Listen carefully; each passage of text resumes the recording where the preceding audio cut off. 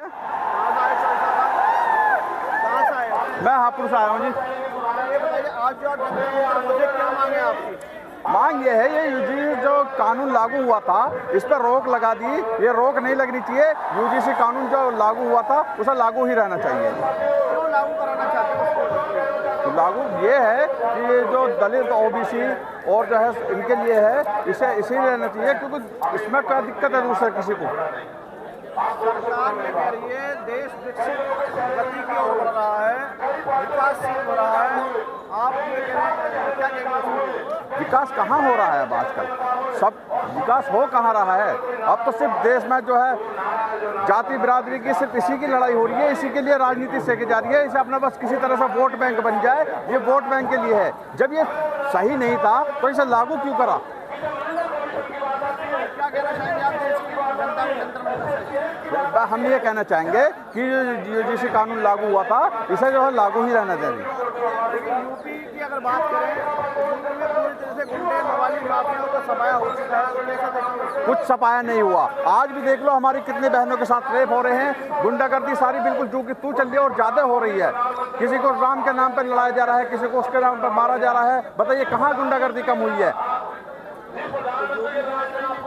जी कुछ गुंडागर्दी कम नहीं और ज़्यादा हुई है, ज़्यादा हुई है। जी कैसी क्या बात कर रहे हैं? हम यूपी के रहने वाले हैं, हम यूपी से आए हैं, हमें पता है। जीरो टॉलरेंस की नीति चल रही है। इधर अपराध हुआ उधर एनकाउंटर हो जाता है। कुछ नहीं हुआ। अभी कपसाड़ की बात बता दूं मैं, अभी ज़्यादा टाइम नहीं हुआ है। कपसाड़ में आपने देखा होगा हमारी बहन के साथ रेप हुआ था, उनकी कोशिश करी थी, लेकिन उनकी मम्मी ने जो विरोध करा था, विरोध करने के बाद में उनकी मम्मी को काट दिया जाता है, उनका मर्डर हो दिया जाता है। जंतर मंतर से क्या संदेश देना चाहते हैं? जनता में बस संदेश यही देना चाहते हैं कि अपना भाईचारा कायम रखें और ये यूजीसी कानून जो बिल जो लागू हुआ था इसे जो है लागू ही रहने दें। Party Kashiram Hapur, ward number 5 है मेरा।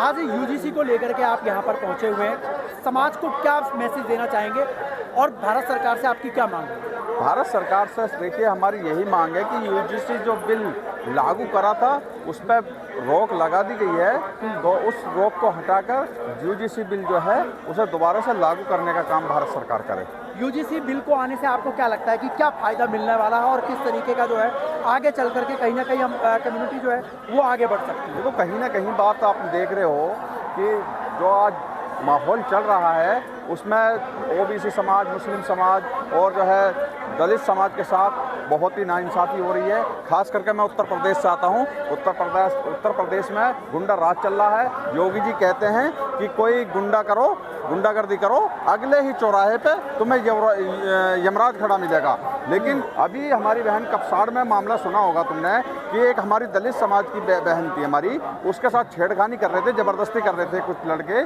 तो जब उनके विरोध में उनकी माताजी साथ थी तो उन्होंने इस चीज़ का विरोध किया कि हमारी जो दलित बहन के साथ छेड़खानी हो रही है, तो उन्हें मार दिया गया, उनका मर्डर कर दिया गया। तो कोई नहीं पहुंचा। हमारे चंद्रशेखर भाई वहां पहुंचने का काम हमारे भाई ने करा और उसे रोकने का काम सरकार ने करा। आपको क्या लगता है कि योगी जी जो है वो जो बुलडोजर लेकर के आए थे, वो बुलडोजर का जंग लग गया क्या इसमें? बिल्कुल लग गया उसके नाम पर, क्योंकि वो ठाकुर समाज से थे जिन्होंने ये काम करा था, उनके नाम पे बिल्कुल जंग लग गया। मतलब ये सिर्फ ये अगर चलता है तो दलित और मुस्लिम के लिए चलता है बुलडोजर।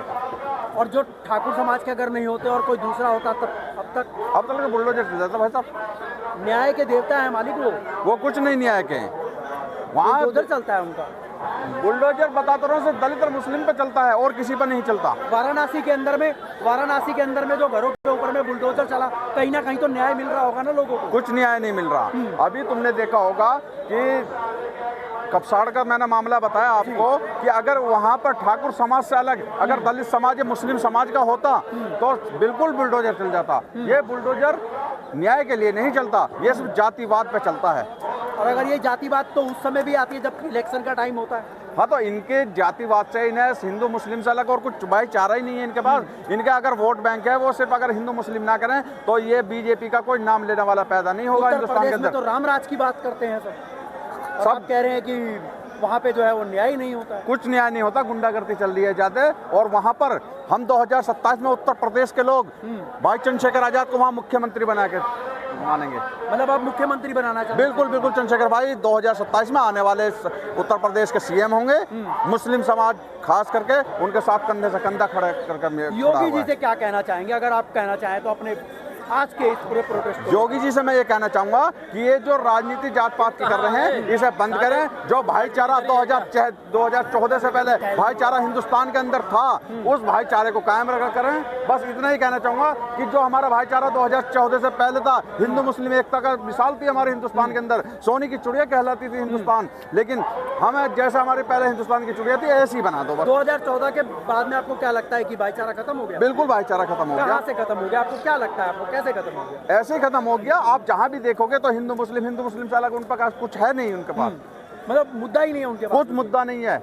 अच्छा, शिक्षा और व्यवस्था की बात करिए, शिक्षा और स्वास्थ्य पे तो कोई बात ही नहीं कर रहे हो राजीव? शिक्षा और स्वास्थ्य बिल्कुल ठप पड़ा है उत्तर प्रदेश के अंदर। शिक्षा और स्वास्थ्य का अगर कोई काम कर रहा है वो चंद्रशेखर भाई आजाद कर रहे हैं। हर किसी के लिए संघर्ष कर रहे हैं, चाहे वो दलित हो, चाहे ओबीसी हो, चाहे कोई भी समाज हो। अगर कहीं किसी के साथ कोई घटना घटती है, कोई नेता पहुंचे ना पहुंचे, कोई मंत्री पहुंचे ना पहुंचे, हमारे चंद्रशेखर भाई आजाद वहां मिनट से पहले खड़े पहुंचते हैं। वहाँ पे तो लठ भी चला दिया जाता है, उनको दौड़ाया जाता है चंद्रशेखर जी को। तो वही तो है, अगर कोई किसी तरह से मांग उठाएगा तो उन्हें बुरी लगेगी।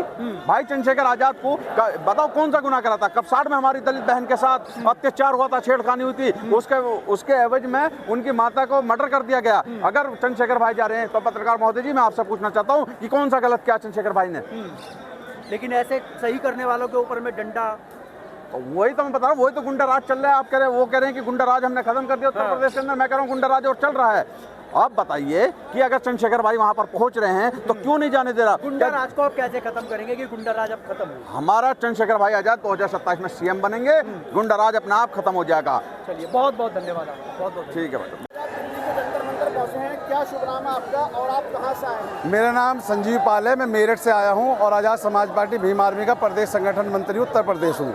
और जी, आज हम यहाँ माननीय हमारे राष्ट्रीय अध्यक्ष जी के आह्वान पर, जो यूजीसी के समर्थन में हम लोग यहाँ पे आए हैं, माननीय चंद्रशेखर जी के आह्वान पर, हम दिल्ली जंतर मंतर पर। सर, यूजीसी की क्यों मांग कर रहे हैं, क्यों लागू कराना चाहते हैं आप? नहीं, हमारी तो मांग आज से नहीं है। हमने तो जब से देश आज़ाद हुआ है हमने तो अपने हिस्सेदारी की बात करी है, और ये कोई हमें खैरात में नहीं मिला।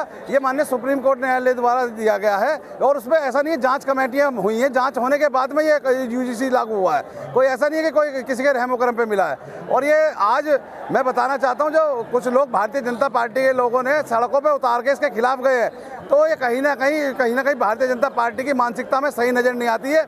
वैसे तो वो भाईचारे की बात करते हैं, और जब कहीं समानता की बात आती है तो आप वहाँ जो हमारे खिलाफ उतरते हैं। वो दशक हमें याद है जब मंडल कमीशन के लिए भी ये लोग हमारे खिलाफ उतरते हैं, क्योंकि मैं पिछड़े समाज से आता हूँ, मैं गडरिया समाज से आता हूँ। और ये हमें जब वो भी मंजर याद है कि वो हमारा जब एक बार हमें मान सम्मान देने की बात हुई थी, उस समय भी ये लोग सड़कों पर उतर के ऐसे ही उतरे थे। पर ये दौर भूल गए हैं। आज ये जो 21वीं सदी का युग है, पढ़ा लिखा युग है, पढ़ा लिखा समाज है। चाहे पिछड़े समाज की बात हो, चाहे मुस्लिम समाज की बात हो, चाहे जो दलित समाज की बात हो, आज ये अधिकार हमें सुप्रीम कोर्ट ने दिया और हम इसे लेके रहेंगे। लेकिन मोदी जी का कहना है देश विकसित भारत विकसित विकासशील की तरफ बढ़ रहा है और विकसित हो रहा है। हाँ, सरकारों ने देश को गुमराह किया था। सिर्फ नहीं, ये विकासशील हो चुका था जिस दिन मोदी जी आए हैं। मुझे ऐसा लगता है जिस दिन से 2014 से मोदी जी ने इस देश में इसकी गद्दी संभाली, उस दिन से देश की जनता को लाइन में लगाने का काम किया।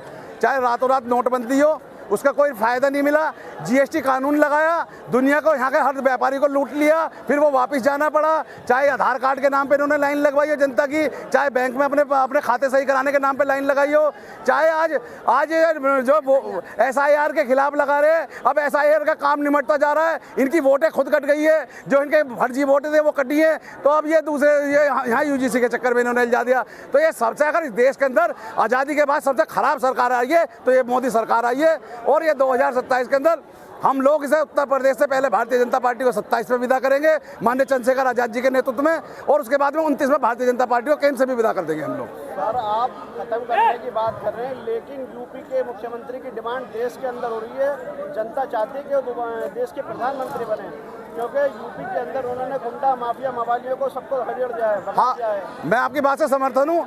मैं तो अभी मेरठ की बात, ज़्यादा दूर उत्तर प्रदेश की बात ही नहीं करता हूँ। मेरठ के अंदर मैं जो कपसाड़ कांड हुआ, वो किसके प्रदेश में है? वो मुझे लग रहा है कि मेरठ को उत्तर प्रदेश से बाहर मानते हैं। और उसी के अंदर सोनू कश्यप कांड हुआ जिसे जिंदा जला के मार दिया गया। ऐसी हत्या निर्मम हत्याएं हो रही है। और ये आपको मैं कई बार बता देता हूँ, अभी जो है अभी एक भमोरी के अंदर दलित बहन के बेटी के साथ में महावीर ठाकुर समाज ने किया, तो हम कैसे मान ले। तो आप इस चीज़ के लिए ये खामखा की बातें हैं। और आप सर्वे करा लेना, सर्वे करा ले। जो पिछड़े समाज के लोग थे आज वो समझ चुके हैं, आज वो भारत चंद्रशेखर आजाद जी को अपना नेता स्वीकार कर चुके हैं। 2027 में ये नीली क्रांति अब पिछड़ों के घर में भी पहुंच चुकी है। बाबा साहब की जो क्रांति अब घर में पहुंच चुकी है, मान्यवर काशीराम साहब की क्रांति अब हर घर में पहुंच चुकी है। 2027 के अंदर किसी नेता का जलवा नहीं चलेगा। दलित पिछड़े मुसलमानों के अंदर माननीय चंद्रशेखर आजाद जी का जलवा चलेगा। 2027 के अंदर हम भारतीय जनता पार्टी को यहाँ से उत्तर प्रदेश से भगाने का भी काम करेंगे। और योगी जी जिस मठ से आते थे, तो माननीय चंद्रशेखर आजाद जी के नेतृत्व में गोरखपुर की मठ में फिर से उन्हें दोबारा मठ में भेजने का काम कर देंगे हम लोग। संदेश क्या दोगे देश की जनता को? देखिए, मैं दलित मुस्लिम अपने पिछड़े सभी पिछड़े, खासकर पिछड़े समाज से जो कुमार प्रजापति सैन समाज और गडेरिया समाज और सैनी समाज से आते हैं, मैं उनसे कहना चाह रहा हूँ इस भारतीय जनता पार्टी के चक्कर में ना आके इन्होंने हमें जिस दिन से 2014 से आई है, इन्होंने हमें लाइन में लगाने का काम किया है। हम कमेरे समाज आते हैं, हम पिछड़े समाज के लोग कहीं ना कहीं किसी न कमेरे में आते हैं। तो मैं अपने समाज से ये निवेदन करना चाह रहा हूँ, भारतीय जनता पार्टी को छोड़ दीजिए। आप भाई जो संविधान की बात और जो कलम की ताकत देने की बात करता है, जो शासन सत्ता में शासन देने की बात करता है, जो हमें विधायक, जिला पंचायत, पार्षद बनाने की बात करता है, मेरे पिछड़े समाज के लोगों, ऐसे नेता के साथ लग जाओ। 2027 में आपका उज्जवल भविष्य हो जाएगा। और माननीय चंद्रशेखर आजाद जी के नेतृत्व में आपके जो प्रधान से लेके और मुख्यमंत्री के सीट में भी आप माननीय चंद्रशेखर आजाद जी के नेतृत्व में जा सकते हो। सभी को मेरा क्रांतिकारी जय भीम, बहुत बहुत धन्यवाद। आजाद समाज पार्टी जिंदाबाद जिंदाबाद, चंद्रशेखर भाई जिंदाबाद जिंदाबाद, चंद्रशेखर भाई जिंदाबाद जिंदाबाद। जय जय जय जय जय भीम, जय भीम जय भीम।